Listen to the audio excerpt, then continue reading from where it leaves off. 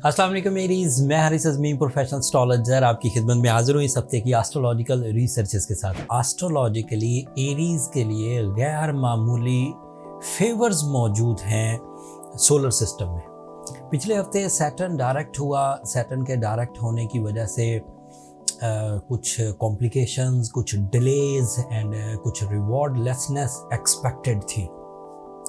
But favourable बात ये हुई एरीज़ के इस हफ्ते दो बड़े अहम प्लैनेट्स जो कि एरीज़ नेचर को बूस्ट करते हैं, एरीज़ नेचर को फ्लरिश करते हैं या एरीज़ नेचर के अंदर फोर्स ऑफ लाइफ भरते हैं, वो दोनों अच्छी फॉर्म में आ जाएंगे इसी हफ्ते। फर्स्ट प्लैनेट है वीनस जो 8 तारीख को आपके 7th एंगल पर आएगा। सोलर सिस्टम में एरीज़ के लिए वीनस की अहमियत लव लाइफ की है।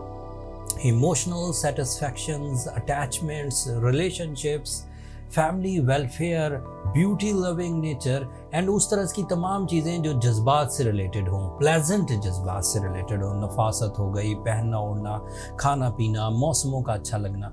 And Venus is also representative of your second angle.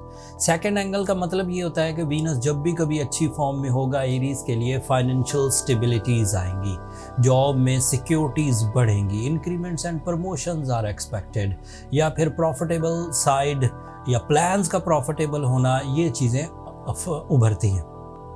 So Venus इस हफ्ते 8 नवंबर को आपके एक बेहतरीन एंगल पर आ जाएगा। वो अपनी ऑर्बिटल मूवमेंट में यहाँ बहुत फ्रेंडली होता है 7th एंगल पर। मोहब्बत के जज्बात, शादी के मामलात का हल होना, नाकाम मोहब्बतों का दोबारा सेटल डाउन होना, प्रपोज करना किसी को, लाइफ पार्टनरशिप के लिए एफर्ट्स करना, एंड ये जो नाराज़गियाँ पहलू होते हैं जिसमें आप एक दूसरे पर शक कर बैठते हैं या फिर आपकी अपनी जज्बाती किल्लत की वजह से आप रिश्तों को अहमियत नहीं दे पाते, वो सब 8 नवंबर से सेटल डाउन हो जाएगी। तो सैटर्न भी असर नहीं करेगा, कम करेगा बहुत, एंड उधर से आपके लिए वीनस की पोजीशन बहुत अच्छी है। दूसरा इवेंट 10th ऑफ नवंबर को होगा। मरकरी आपके लिए आपके 9th एंगल पर आ जाएगा।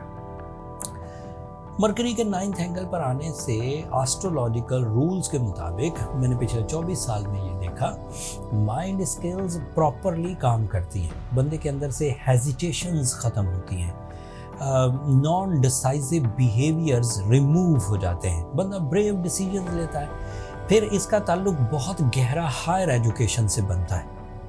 अगर कोई भी एरीज़ इस वक्त अपनी दिमागी सलाहियतों को इस्तेमाल करते हुए कोई चीज़ सीख रहा है, सीखने की कोशिश कर रहा है, या सीखने के बाद एग्ज़ाम्स दे रहा है, या किसी को सिखाने की कोशिश कर रहा है, तो this is the ideal time when you have lot of focusing skills, concentration, communication skills, way of talking, magical way of talking.